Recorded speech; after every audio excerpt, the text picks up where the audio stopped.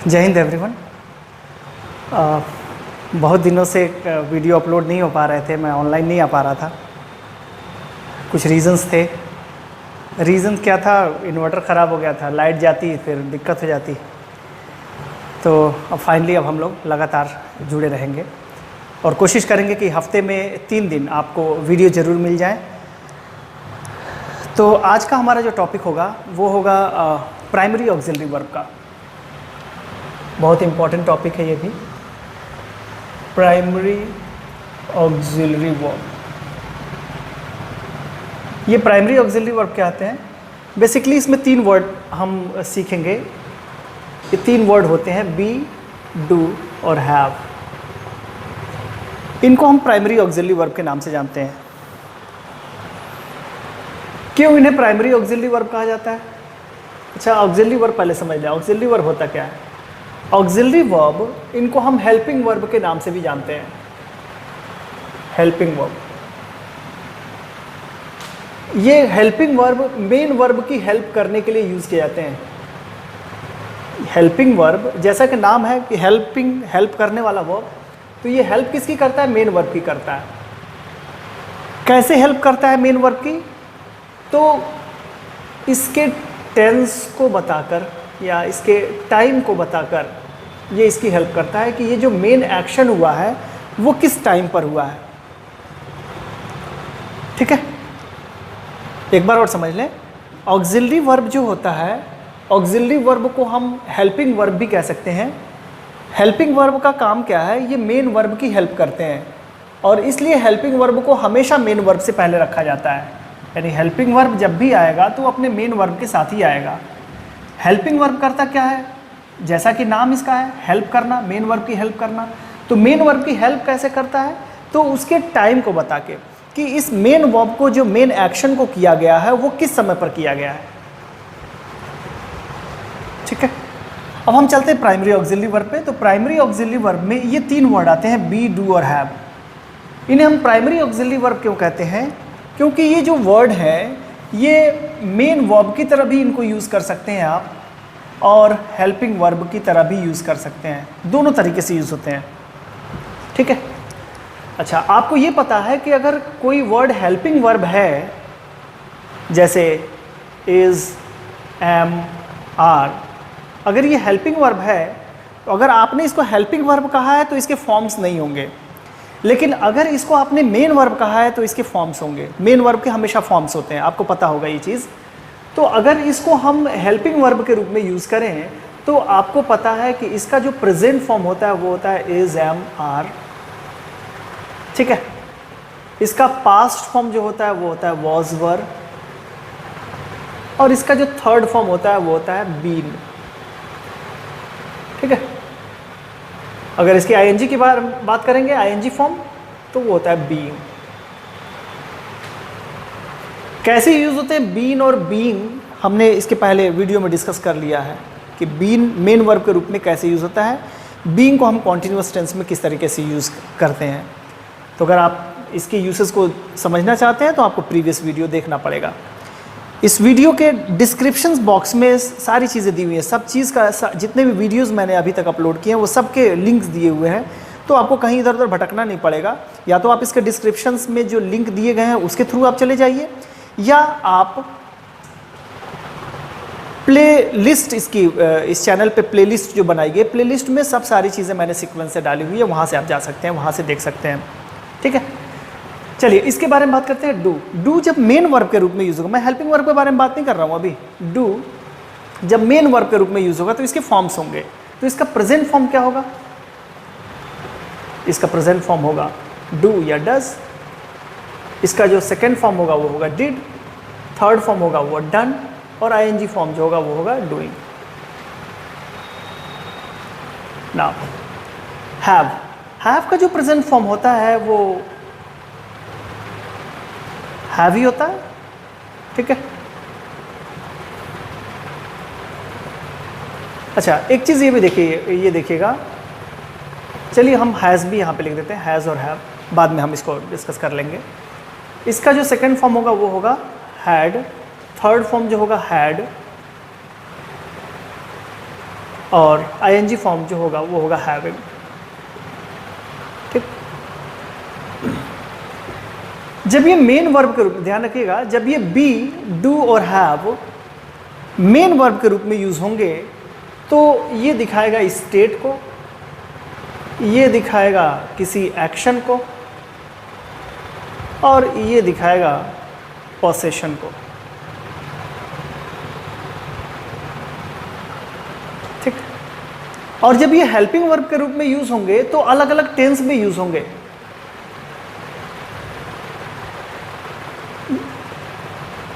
ये present continuous tense में use होगा,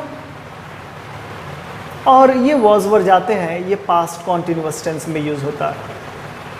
उसी तरीके से डू या डस जब आप यूज करते हैं तो ये प्रेजेंट एंड डेफिनिट टेंस के निगेटिव और इंट्रोगेटिव सेंटेंस में यूज करते हैं हेल्पिंग वर्ब के रूप में। ध्यान रखिएगा, डू और does present and definite tense के निगेटिव और इंट्रोगेटिव सेंटेंस में यूज करते हैं हेल्पिंग वर्ब के रूप में।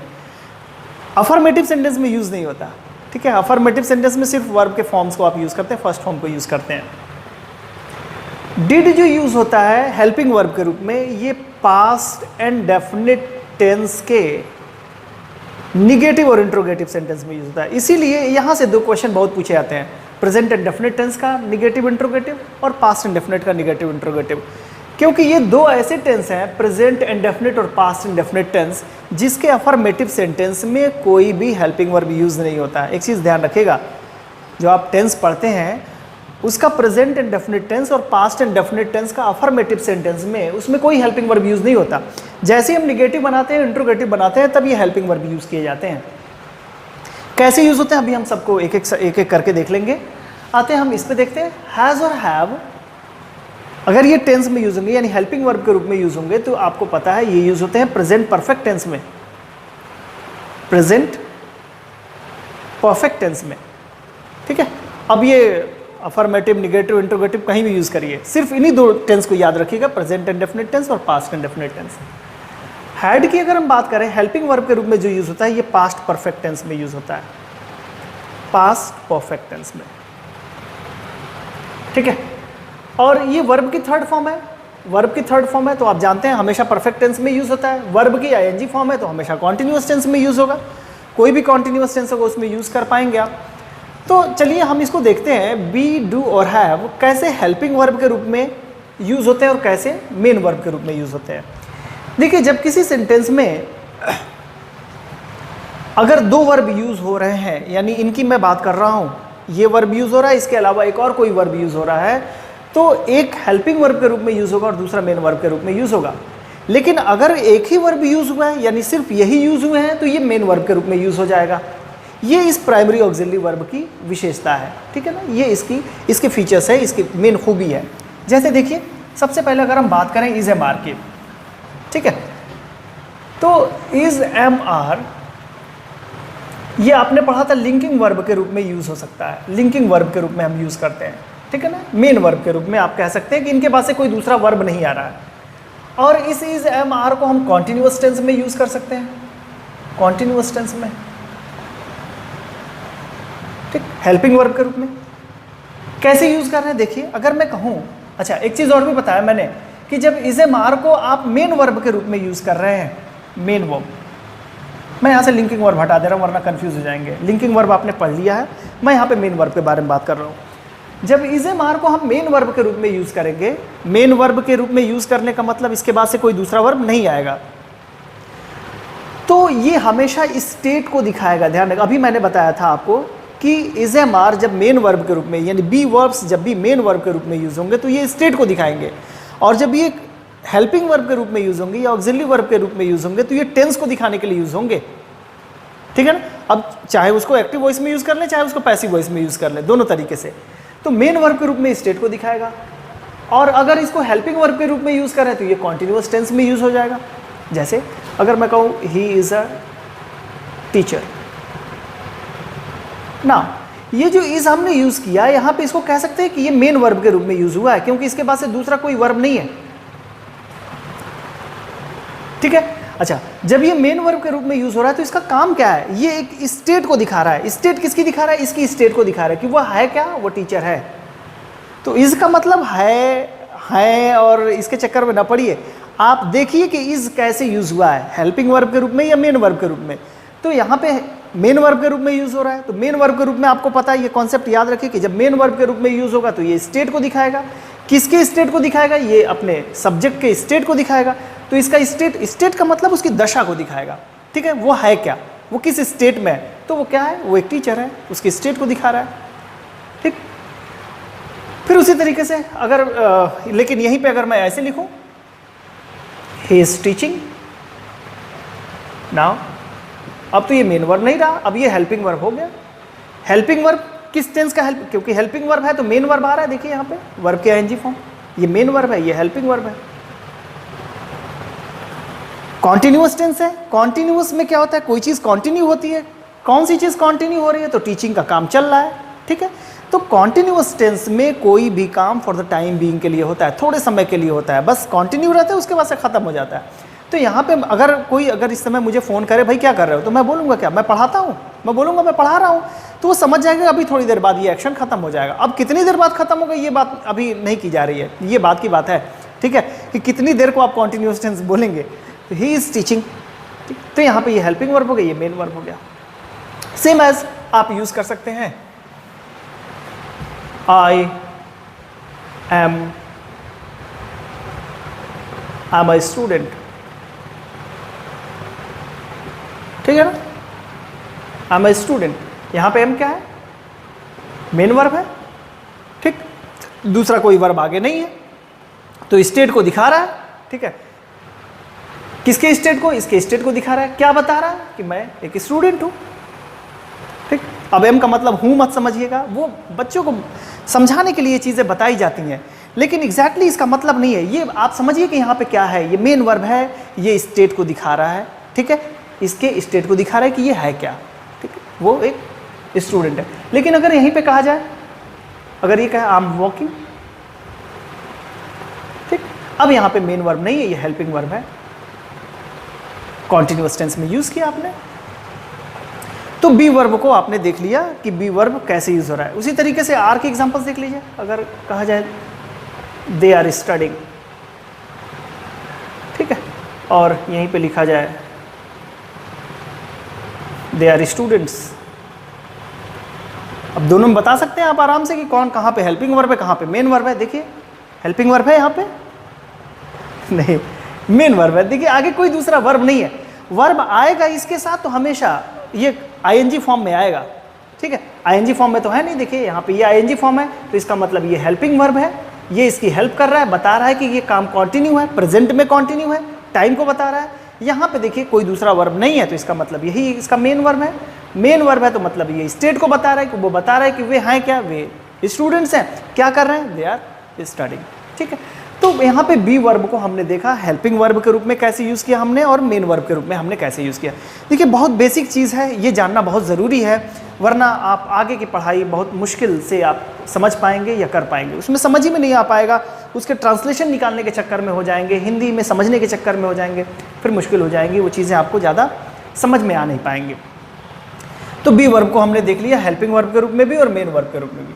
आइए आते हैं, देखते हैं डू वर्ब को, ठीक है। ये जो डू वर्ब है ये भी डू और या डस, ये हालांकि ये थर्ड पर्सन के साथ यूज होगा, थर्ड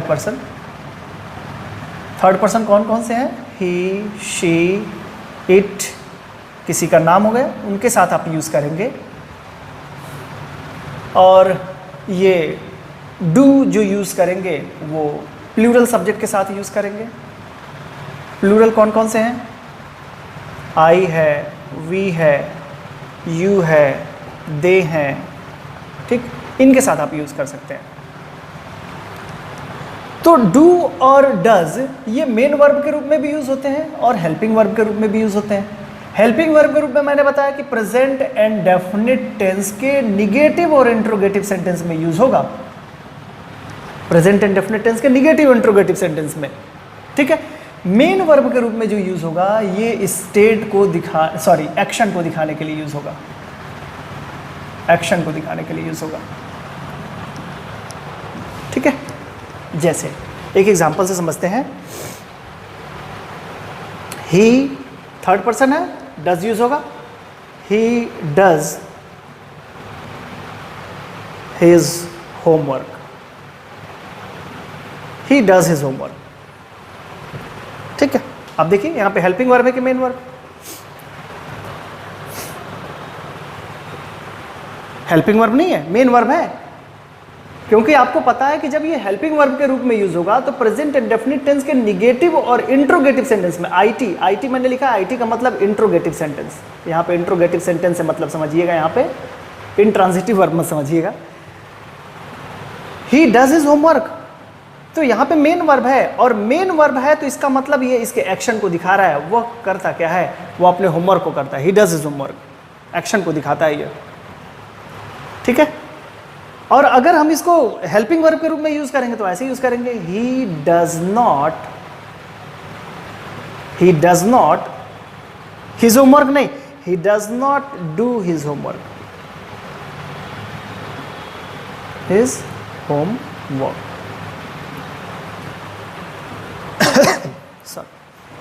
अब यहां पे देखिए ये हेल्पिंग वर्ब हो गया, ये इसका मेन वर्ब हो गया, हेल्पिंग वर्ब, ये इसका मेन वर्ब हो गया। ही does not do his homework, वो अपना काम नहीं करता है, वो अपना होमवर्क नहीं करता है। तो प्रेजेंट इंडेफिनिट टेंस में आपने यूज किया निगेटिव सेंटेंस में, इसी को इंट्रोगेटिव बना सकते थे। जब इसका इंट्रोगेटिव बनाएंगे तो ये डज यहाँ पे चला आएगा, ही यहाँ पे चला आ जाएगा। ठीक है ना, does he do his homework या does he not do his homework, तो यहाँ पे आप ऐसे बना सकते हैं इसको, does he do his homework. आपको समझना पड़ेगा इन चीज़ों को कि यहाँ पे डू क्या है, यहाँ पे डज क्या है।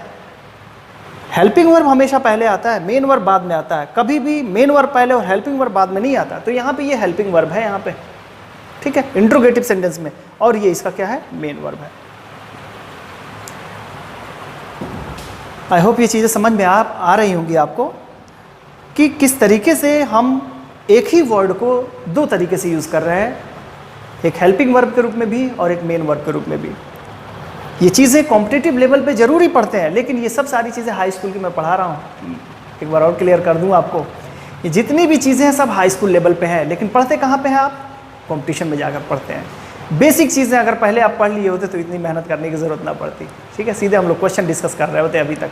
हाँ, एक और चीज़ और भी बता दूँ आपको कि हम लोग इधर अभी एग्ज़ाम है, एनडीए का एग्ज़ाम है, फिर एसएससी सीजीएल का एग्ज़ाम है। ठीक है, तो हम क्वेश्चन लेकर आ रहे हैं, multiple choice question, spotting error के क्वेश्चन 1000 क्वेश्चन लेकर आ रहे हैं। ठीक है, तो ये प्रैक्टिस आप समझ लीजिए कि 1000 क्वेश्चन की प्रैक्टिस हम लोग करने जा रहे हैं। राइट, तो जल्दी हम इसको शुरू करेंगे। तो इससे फ़ायदा ये होगा कि एक रिवीजन हो जाएगा, जो भी बच्चे तैयारी कर चुके हैं वो एक रिवीजन कर ले जाएंगे। ठीक है, और एग्ज़ाम उनका आसान हो जाएगा। तो हो सकता है इसको हम जल्दी इन अ डे और टू इसको इम्प्लीमेंट कर दें, और लगातार हम लोग क्वेश्चन डिस्कस करेंगे। कम से कम एक दिन में अगर 30, 40, 50 क्वेश्चन भी डिस्कस कर लें तो बहुत हो जाएगा। तो कोशिश करेंगे कि उसको पूरा डिस्क्राइब करें और डिस्क्रिप्शन उसको आपको दिया जाए, और उसके लिए प्लानिंग चल रही है किस तरीके से किया जाए। तो जो बच्चे तैयारी कर रहे हैं सीडीएस की, एनडीए की तैयारी कर रहे हैं, या एसएससी सीजीएल उनको टीयर 2 देना है, या अभी जो भी एग्ज़ाम्स आने वाले हैं उनको देना है, तो ये प्रैक्टिस सेट्स उनके लिए बहुत ही फ़ायदेमंद साबित होगा। तो हम लोग डू को देख चुके, डू और डज को हम लोग देख चुके, मेन वर्ब के रूप में हम लोग कैसे यूज़ किया और हेल्पिंग वर्ब के रूप में हम लोगों ने कैसे यूज़ किया। ठीक है, अब आते हैं हम लोग हैव को भी देख लेते हैं। ठीक,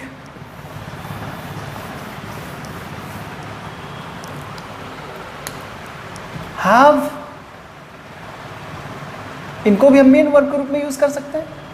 मेन वर्ब के रूप में मैंने कहा ये पोसेशन को दिखाएगा, और हेल्पिंग वर्ब के रूप में ये यूज़ होगा प्रेजेंट परफेक्ट टेंस में, प्रेजेंट परफेक्ट टेंस में।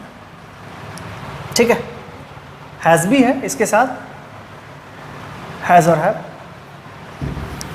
तो चलिए इसको भी देखते हैं। जैसे अगर मैंने कहा he has a pen, now अब पहले तो आपको ये पहचानना होगा कि ये हैज़ है क्या, मेन वर्ब है कि हेल्पिंग वर्ब है। तो मैंने आपको क्या बताया, अगर इनके बाद कोई दूसरा मेन वर्ब आता है, जाहिर सी बात है जब हैज़ हैव आप यूज़ करते हैं तो मेन वर्ब जब आता है तो हमेशा उसका थर्ड फॉर्म आता है, ये बेसिक कॉन्सेप्ट आपको क्लियर पहले से होना चाहिए। तो इनके पास से देख रहे हैं कोई वर्ब का थर्ड फॉर्म नहीं है, ये नाउन है, ये पेन नाउन है। तो इसका मतलब हुआ कि ये हैज़ जो यूज़ हमने किया वो हमने मेन वर्ब के रूप में यूज़ किया। और आपको पता है जब ये हैज़ हैव मेन वर्ब के रूप में यूज़ होता है तो वो पॉसेशन को दिखाता है। तो इसका मतलब इस सेंटेंस में पॉसेशन को दिखाया गया है। तो पॉसेशन का मतलब किसी चीज़ को अपने अधिकार में रखना। तो इसके अधिकार में है कोई चीज़, ही हैज़ अ पेन, यानी उसके पास एक पेन है। ठीक है, तो हैज़ का मतलब रखना नहीं होता, हैज़ पॉसेशन को दिखाता है जब मेन वर्ब के रूप में यूज़ होता है। इसी को जब हम ऐसे यूज़ करें, he has completed his assignment, he has completed his assignment. अब हमने क्या यूज़ किया, देखिए यहाँ पे कंप्लीटेड वर्ब की थर्ड फॉर्म है और इसके पहले हमने इसको अब हेल्पिंग वर्ब बना दिया। ठीक, हमने हेल्पिंग वर्ब बनाया तो हमें ये पता चल गया कि ये जो काम कंप्लीट हुआ है वो प्रेजेंट में परफेक्ट हो चुका है। टाइम को हमने टाइम को बता दिया इसने कि ये जो काम किया गया प्रेजेंट में किया गया और वो चीज़ परफेक्ट हो चुका है। तो उसने अपने काम को कंप्लीट कर लिया, उसने अपने असाइनमेंट को कंप्लीट कर लिया, मीनिंग बिल्कुल आसान हो गई, राइट। तो ये हेल्पिंग वर्ब और ये हो गया मेन वर्ब। ठीक, समझ में आ गई बात। लेकिन अगर यहाँ पे सिंगुलर था तो हमने हैज़ यूज़ कर दिया, लेकिन अगर ये भी प्लूरल होता, अगर मैंने कहा दे हैव बुक्स, अब देखिए यहाँ पे हैव हमने क्या लिखा है, यहाँ पे मेन वर्ब के रूप में हमने यूज़ कर लिया। लेकिन अगर हम इसको ऐसे लिखते, they have completed their work, अब यहाँ पे ये परफेक्ट टेंस में हमने यूज़ कर दिया, हेल्पिंग वर्ब के रूप में और मेन वर्ब के रूप में, दोनों तरीके से आपने यूज़ कर लिया। तो ये प्राइमरी जो ऑक्सिलरी वर्ब होते हैं इनका काम ही ये दोनों तरीके से यूज़ हो पाएंगे। बी को यूज़ करें, डू को यूज़ करें, हैव को यूज़ करें। तो आपने बी के प्रेजेंट फॉर्म को देखा, फिर डू के प्रेजेंट फॉर्म को देखा, डू या डज को हमने कैसे यूज़ किया हेल्पिंग वर्ब और मेन वर्ब के रूप में, और फिर उसके बाद से आपने देखा हैव को हमने कैसे यूज़ किया हेल्पिंग वर्ब और मेन वर्ब के रूप में।